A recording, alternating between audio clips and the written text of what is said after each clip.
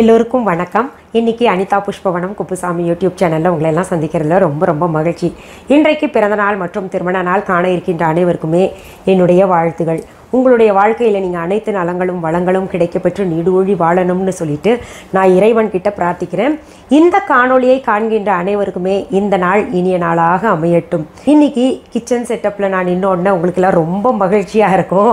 ஏன்னா உங்களுக்கு என்ன பிடிக்குதோ அதை நான் செஞ்சாதான் உங்களுக்கும் திருப்தி எனக்கும் திருப்தி இல்லையா? அதனால்தான் சரி இன்னைக்கு என்ன செய்து காமிக்க போகிறேன்னா, நான் சொன்னேன் உங்ககிட்ட சப்பாத்திலே ஏகப்பட்ட வெரைட்டி செய்யலாம் அப்படின்னு.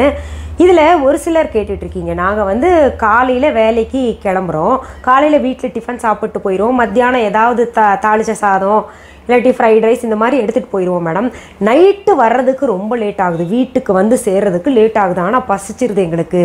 அதனால் அந்த சாயந்தரம் பொழுதில் 7-7:30 மணி போல் எங்களுக்கு பசிக்குது, அப்படி சாப்பிட்றதுக்கு டிஃபன் கொண்டு போகிறது கெடாமலும் இருக்கணும், அந்த நேரத்தில் சாப்பிட்றதுக்கு என்ன நல்லா இருக்குமோ அந்த மாதிரி ஏதாவது ஒரு வெரைட்டி செஞ்சு காமிங்க அப்படின்னு கேட்டுக்கிட்டீங்க. அதுக்காக நான் காலிஃப்ளவர் ஸ்டஃப்டு சப்பாத்தி செய்து காமிக்க போகிறேன்.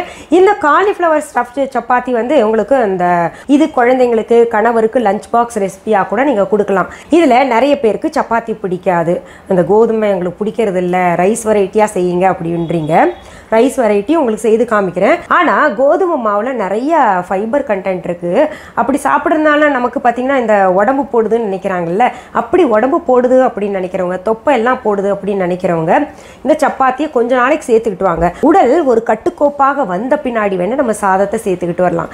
இப்போது எங்கள் வீட்டிலலாம் பார்த்திங்கன்னா பசங்கள்லாம் சப்பாத்தி தான் பிடிக்கும், அவங்களுக்கு சாதத்தை செஞ்சு வச்சுட்டேன்னா முகத்தை திருப்புவாங்க, ஏன்னா அவங்களுக்கு அந்த மாதிரி பழகிடுச்சு. நான் கூட சப்பாத்தி வெரைட்டிஸை ரொம்ப விரும்பி சாப்பிடுவேன். சரி, இன்னைக்கு இந்த காலிஃப்ளவர் ஸ்டஃப்டு சப்பாத்திக்கு தேவையான பொருட்கள் என்னென்னு பார்த்துடலாம். காலிஃப்ளவர் தேவையான அளவு, சப்பாத்தி மாவு பிசைந்தது தேவையான அளவு, பொடியாக நறுக்கிய பெரிய வெங்காயம் 1, பொடியாக நறுக்கிய கொத்தமல்லி இலைகள் சிறிது, பொடியாக நறுக்கிய பச்சை மிளகாய் 4, மஞ்சள் தூள் 1/4 டீஸ்பூன், நெய் தேவையான அளவு, உப்பு தேவையான அளவு, நான் இந்த உப்பு பயன்படுத்துகிறேன், சீரகம் 1 டீஸ்பூன், சப்பாத்தி இடுவதற்காக காய்ந்த கோதுமை மாவு சிறிது. இப்போ நம்ம காலிஃப்ளவரை நல்லா சுத்தம் பண்ணிவிட்டு அதில் உள்ள பூச்சியெல்லாம் இருக்கும், அதை பார்த்து சுத்தம் பண்ணிவிட்டு இந்த மாதிரி பூவை எடுத்து வச்சுக்கோங்க. அந்த பூ உங்களுக்கு தேவையான அளவு, உங்கள் வீட்டில் எவ்வளோ பேர் இருக்காங்களோ அதுக்கேற்ற மாதிரி நீங்கள் சமைச்சிக்கோங்க. அந்த காலிஃப்ளவர் பூவை எடுத்துக்கிட்டு நான் துருவி வச்சுருக்கேன் பாருங்கள். அடுப்பில் ஒரு வாணலியை வச்சுக்கோங்க. இப்போது வாணலி சூடாயிருச்சு, அதில் கொஞ்சம் நான் நெய் விடுறேன். உங்களுக்கு நெய் பிடிக்கலன்னா நீங்கள் ஆப்ஷன் எது எந்த எண்ணெய் பயன்படுத்துகிறீங்களோ அதை பயன்படுத்திக்கோங்க.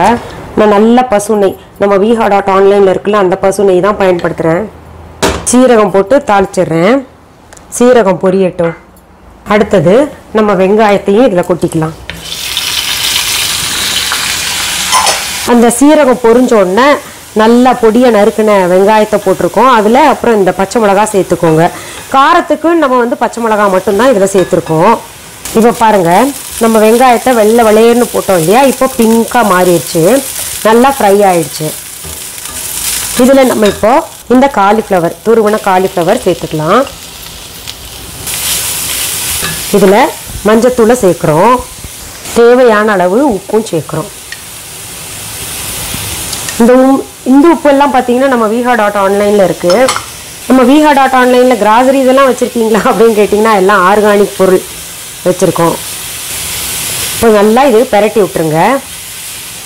இப்போது இந்த காலிஃப்ளவரில் லேசாக தண்ணி ஊற்றிக்கலாம். நம்ம ஒரு 1/2 டம்ளர் போல் தண்ணி ஊற்றிட்டு தட்டு போட்டு மூடி வச்சிடலாம், வேகட்டும். அதில் கொத்தமல்லி இலைகளை சேர்த்துக்கோங்க, நல்லா கலந்து விட்டு உப்பு பார்த்துக்கோங்க. வெந்துருச்சுன்னா விட்டுருங்க, அப்படி இல்லைன்னா திரும்ப நம்ம இன்னொரு முறை வேக வைக்கணும் தட்டு மூடி வச்சு. தட்டை திறந்து வச்சுட்டு நல்லா கிளறி விடுங்க. காரணம் என்னென்னா துளி கூட தண்ணி இருக்கக்கூடாது நம்ம சப்பாத்தி உருட்டும் போது. அப்படி செய்யலைன்னா நமக்கு உருட்ட வராது. காலிஃப்ளவர் சீக்கிரத்தில் வெந்துடும், அதனால் நம்ம தண்ணியே பார்த்து தான் ஊற்றணும். இந்த ஸ்டஃபிங் அப்படியே சாப்பிட்லாம், ரொம்ப சுவையாக இருக்குது. இப்போ பாருங்கள், இதில் காயில் இருந்த தண்ணியெல்லாம் நல்லா காஞ்சிருச்சு. இப்போ அடுப்பை விட்டு நான் இறக்குறேன். இப்போது இந்த மாவு உருண்டை பண்ணி வச்சுருக்கோம் இல்லையா, அதை சின்ன சின்னதாக உருட்டி வச்சுக்கலாம். அது வரைக்கும் அந்த ஸ்டஃபிங் ஆறட்டும். நல்லா இவ்வளோ பெருசு செஞ்சு வச்சுக்கலாம், ஏன்னா அதில் உள்ள நிரப்பி மறுபடியும் உருட்ட போகிறோம் இல்லையா, அதனால். அடுத்தது நம்ம சின்னதாக உருட்டணும்ல, அதில் இந்த ஸ்டஃபிங் வச்சிடலாம். உங்களுக்கு எவ்வளோ தேவையோ அவ்வளோ வச்சுக்கோங்க. இப்படி செஞ்சுக்கணும். நம்ம saree எப்படி மடிப்போமோ புடவை மடிப்பு மாதிரி இப்படி மடிச்சுக்கணும். இது நிறைய பேர் வரலன்னு எனக்கு முன்னாடியே சொல்லியிருந்தீங்க. அது வர்றது அது ப்ராக்டிஸ். ஏன்னா எனக்கு டெய்லி சப்பாத்தி செஞ்சு பழக்கம். அதனால் அது வர்றது கொஞ்சம் கஷ்டம். அது பழகிட்டிங்கன்னா வந்துடும். அப்புறம் இப்படி மாவு தூச்சு மறுபடியும் நம்ம உருட்டலாம்.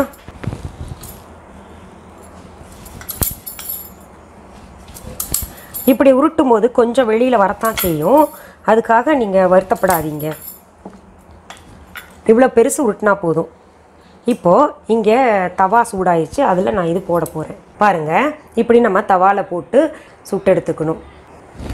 இதை இப்போ பெரட்டி போட்டுக்கலாம். நம்ம அந்த பக்கமும் வெந்த பின்னாடி தேவையான அளவு நெய் பூசிக்கலாம். நம்ம என்ன இவ்வளோ நெய் போடுறீங்களேன்னு நினைப்பீங்க. நெய் ஒன்றும் ஆகாது, பசு நெய் வேறு. இது சாப்பிட்டு ஏதாவது நம்ம சூடாக குடிச்சிட்டோன்னா ஒன்றும் பிரச்சனை இல்லை.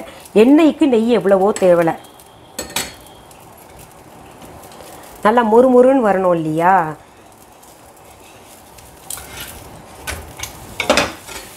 இப்போ பாருங்கள், ஒரு பக்கம் நல்லா சுட்டுருச்சு. நம்ம சிம்மில் முடிஞ்ச அளவு வச்சு சுட்டோன்னா பதமாக உள்ளே இருக்கிற ஸ்டஃபிங்ஸ் கூட நல்லா இருக்கும். இது ஸ்டஃபிங் உள்ளே இருக்கிறனால நம்ம கொஞ்சம் நெய் போட்டோம்ல, போடும்போது நிறையா இருந்த மாதிரி இருந்தது இல்லை. இப்போ பாருங்கள், உள்ளே இருக்கிற ஸ்டஃபிங்ஸ் வந்து நல்லா இழுத்துருச்சு. நீங்கள் நெய் நான் நிறையா போட்டேன்னு சொன்னதுக்கு பயந்துராதீங்க. கிட்டத்தட்ட ஒரு சப்பாத்திக்கு ஒரு 1/2 டீஸ்பூன் போல் தான் போட்டிருப்பேன். இன்னும் இங்கே கொஞ்சம் வேகணும் நடுவில். இங்கே பாருங்கள், இதுவும் சரியாக வெந்துருச்சு இந்த பக்கமும். இப்போ பாருங்கள், காலிஃப்ளவர் ஸ்டஃப்டு சப்பாத்தி பார்க்கவே ரொம்ப அழகாக இருக்குல்ல. அதுக்கு நம்ம இந்த ராயத்தா தொட்டுக்கிட்டாலே போதும். ஏன்னா அதுலேயே காலிஃப்ளவர் இருக்குது. இது கூட வேறு ஏதாவது செஞ்சோம்னா ரொம்ப ஹெவி ஆகிடும். இதுதான் சரியான காம்பினேஷனாக இருக்கும். இதுலேயும் இந்த தயிரில் சீரகத்தூளும் மிளகாத்தூளும் போட்டிருக்கேன். இப்போ நான் சாப்பிட்டு காமிக்கிறேன். ஆனால் நீங்கள் நினைப்பீங்க எங்களை விட்டுட்டு நீங்கள் சாப்பிட்றீங்களே அப்படின்னு. ஆஹா, ரொம்ப சுவையாக இருக்குது. அந்த காலிஃப்ளவருக்குன்னு தனி ஒரு சுவை இருக்குல்ல, அதில் நெய்யெல்லாம் சேர்த்து செஞ்சனால ரொம்பவே சுவையாக இருக்குது. ரொம்ப எளிமையானது. நம்ம இரவு வரைக்கும் கெடாமல் இருக்கணும்னா இது டிஃபன் பாக்ஸில் நீங்கள் கொண்டு போகலாம் ஆஃபீஸ்க்கு.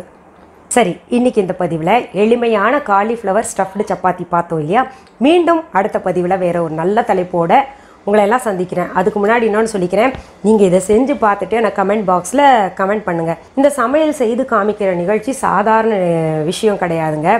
அதுக்கு ரொம்பவே மெனக்கிடணும். காய்கறியெல்லாம் அரிஞ்சு அப்புறம் செய்து காமிக்கிறது சரியான முறையில் வரணும் இல்லையா? அந்த ஃபினிஷிங் வர்ற வரைக்கும் நல்ல பக்குவமாக பார்த்து செய்யணும்.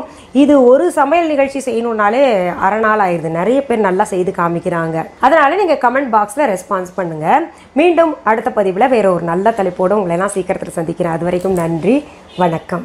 அன்பான வாடிக்கையாளர்களே, உங்கள் விஹா ஸ்டோரில் பூஜை பொருட்கள், சிலைகள், ராசிக்கற்கள், வாஸ்து பொருட்கள், விதைகள், பாரம்பரிய அரிசி வகைகள், சிறுதானியங்கள், ஆர்கானிக் பொருட்கள், மூலிகை எண்ணெய், மளிகை பொருட்கள், மரச்செக்கு எண்ணெய், மரப்பொருட்கள், வெள்ளி ஆபரணங்கள், கிஃப்ட் ஆர்டிகல்ஸ், காட்டன் மற்றும் பட்டு புடவைகள், காட்டன் சுடிதார்கள், பட்டு பாவாடை, குழந்தைகளுக்கான விளையாட்டு பொருட்கள், ஹை குவாலிட்டி இமிடேஷன் நகைகள், வீட்டு உபயோக பொருட்கள், ஜூட் பேக்ஸ், ஹேண்ட்மேட் சோப்ஸ், அழகு சாதன பொருட்கள், சிறுதானிய பிஸ்கெட்டுகள், ஹோம் அப்ளையன்சஸ், இன்னும் பற்பல பொருட்கள் விற்பனைக்குள்ளது.